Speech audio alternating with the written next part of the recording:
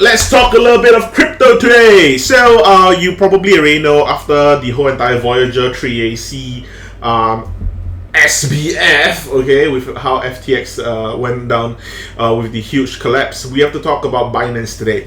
Okay, so Binance is actually pulling a Sam Bankman-Fried-esque play today, because they are actually going through to buy assets of bankrupt crypto lender Voyager. So if you are looking at Voyager's share price movement yesterday, it was up about 160%, but let's be honest, it's still under $1.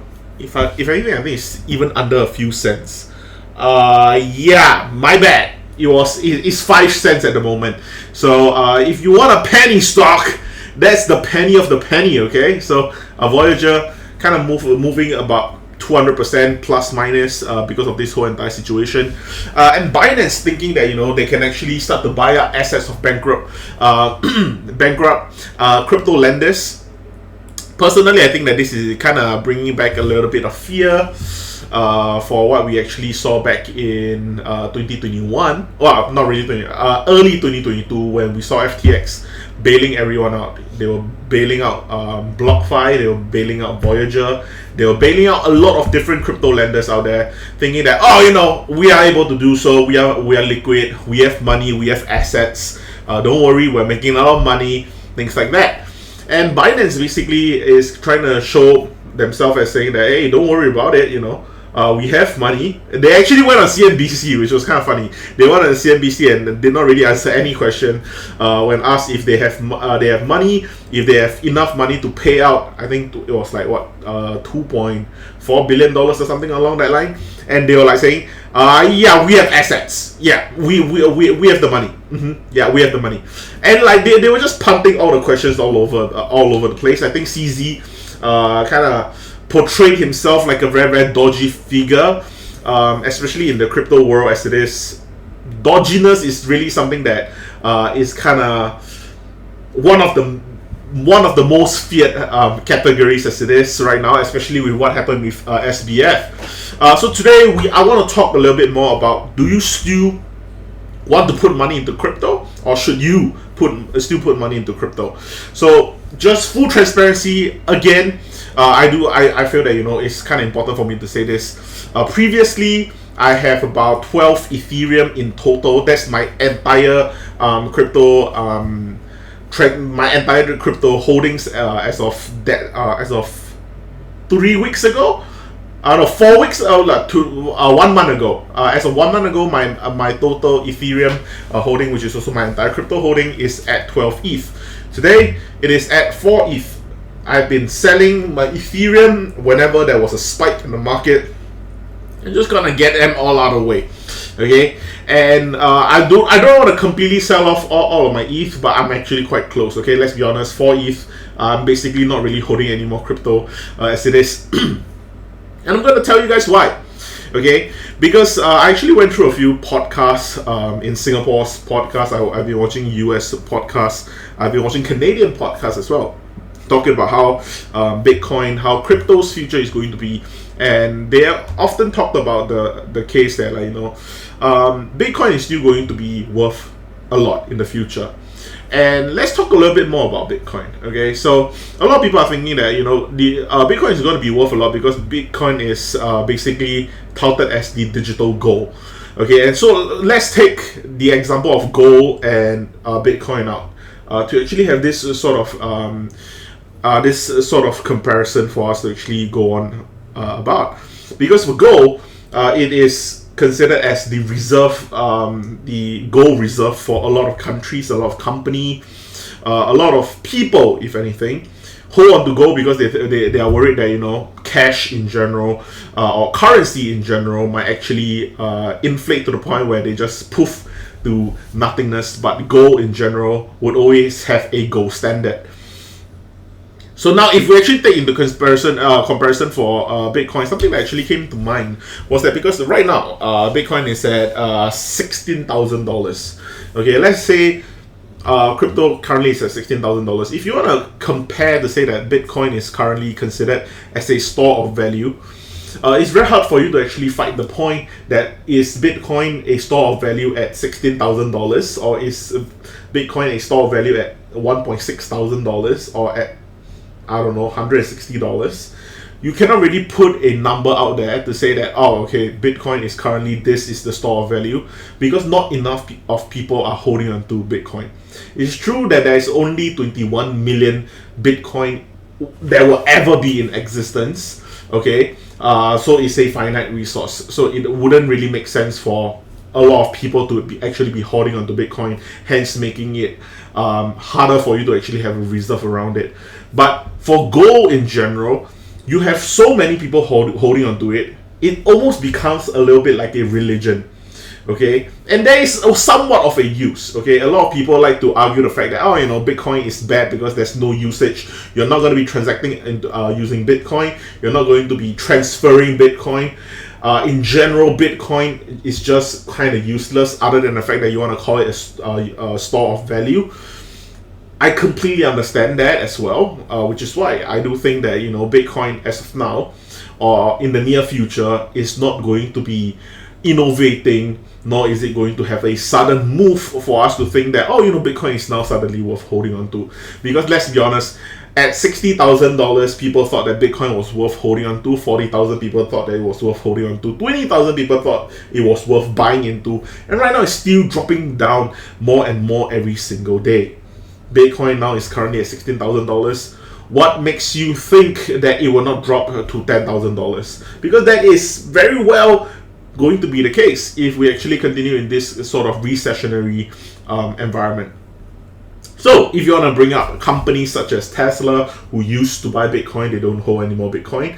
I'm not sure about Elon Musk himself, but Tesla definitely do not have any more Bitcoin, according to what the filings were talking about. If you want to talk about Michael Saylor, which is MicroStrategy, they hold a lot of Bitcoin. That's true. If you want to talk about Cathie Wood, she probably hold a lot of Bitcoin. Of course, all these are so-called like companies and CEO who are very headstrong about the whole entire crypto sphere. Which personally I don't think that they are completely wrong, because ultimately I do think crypto will eventually be something that's going to be very, very vital to our entire system. But of course, it's not going to be now. Okay, we are way, way, way too early into the whole entire crypto sphere at the moment, and I truly, truly believe that. Okay, even when I was talking about how I wanted to continue holding on to Ethereum, it's the same thing. Okay, because Ethereum will not suddenly have this new function that's going to be completely useful. Okay, that will completely just overhaul the system, where we stop using the currency that we are actually using right now. You're not going to suddenly go to the grocery shop, or you're not going to go to the supermarket, or you're not going to go to a petrol station and just saying, can I pay with my Ethereum? Okay, it's not going to happen in the near future. It's not going to happen in the next 1 year, 2 years, 5 years. Maybe in the next 10 years, maybe 15, maybe. Okay, but until that actually happens, right now I think crypto is just way too young, and which is why I've actually released multiple videos talking about how some of my warnings are about cryptocurrency as of now. I do think that cryptocurrency is not really investable as of now. In the booming market for cryptocurrency, of course, everything was investable, because you literally put in $1 and you can get back $10 for something stupid. I was also victim to that. Well, I won't really call it victim, because I actually managed to earn a lot of money from the whole entire crypto boom. Managed to lose a little bit of money, but overall I still managed to earn a little bit of money. So I'm not going to complain. But you know, right now people who are getting into the crypto sphere is just the bigger fools theory, which is whoever who's going to be holding on to it last would have to take the full brunt of it. Which is why a lot of people are starting to shun the whole entire industry as a whole. Early adapters are going to be getting most of the so-called priority, or the most advantages from holding on to it, because they are the early adapters. And of course, the people who are getting in late are going to be buying it at a higher price and realizing that it's not going to be useful for anything. It's true that you can say that, you know, transactions in general are still being used via you know, NFTs and such. But even then, the volume of all those so-called transactions have already been depleting close to zero. Okay, it's actually quite sad how low the volume of transaction is actually happening for NFT. Whereas you thought that, you know, oh, like Ethereum's transaction is going to go through the roof. Even all those different layer 2, layer 3s, they are saying that, you know, they are going to improve on top of Ethereum's protocol. They wanted it to allow more transactions. But guess what? You do not need to allow more transactions when not a lot of transaction is taking place. Okay, it's not as if our previous problem was having too much transaction and you're trying to solve the too much transaction problem. Right now, is that you do not even have enough transaction for you to care. So, crypto as a whole, I think, like I said before, I think that it's a little bit uninvestable. Just my own thought about it. I think that is something that you probably want to think about. Again, not financial advice, because I don't want to suddenly say this and, you know, a year later suddenly Ethereum go up to $20,000. I'm not sure if that would happen, and even if it does, probably not my rocket ship to own, I guess. I'm just slightly more cautious in the market. I think cryptocurrency right now is just dangerous space. I think if you want to gamble, sure. I think gambling in cryptocurrency, that should be your intent if you're getting in with that. Otherwise, I think you should definitely be more wary about it. I think cryptocurrency is going to be scary. However, do not mistake whatever I'm saying as like cryptocurrency is not going to be useful in general. Okay, because ultimately cryptocurrency is still going to be better when you are actually transferring a huge bulk of money without going through centralization. So, for example, if a war were to break out in, for example, let's just say Russia all over again, okay? Let's say World War 3.1, okay? That happens again, and, you know, Russia needs money, okay? And you cannot, no one's gonna pass you USD, no one's gonna pass you gold, no one's gonna fly like 20 ton of gold over to you. What they can actually do is just send Bitcoin over to your address. Once they get the Bitcoin, they just sell the Bitcoin for money and whatsoever, so on and so forth.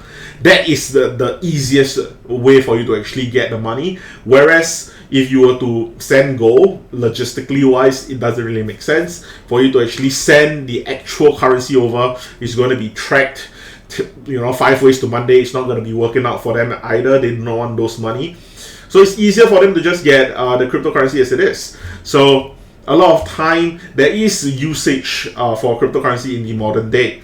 I'm just saying that, we do not have a widespread adaptability for cryptocurrency as of now, which is why I think that it's really, really hard for you to invest. And honestly speaking, right now, if you actually invest into cryptocurrency, the only usage for investing into cryptocurrency right now is to earn money. Let me change that. It's for the hope of earning money. Other than that, there's no other reason why you want to get into cryptocurrency. Because you're not going to buy cryptocurrency for you to use cryptocurrency, because you just use the money elsewhere. And there's no reason for you to buy the cryptocurrency for you to be like, oh, you know what, I'm going to use this currency to trade for other things. No, you're not. Okay, you're going to hold on to this currency, or you're going to put it into an exchange to stake for more of this currency, aka earning more money, or you're just going to hold on to it and then wait for it to appreciate and then sell it, aka earn money. Which is why I think cryptocurrency in general right now, you'll be surprised, in 2022, cryptocurrency is dead. So yeah, I just wanted to make that out. So yeah, it's going to be interesting what we actually see in Binance in the next couple of weeks.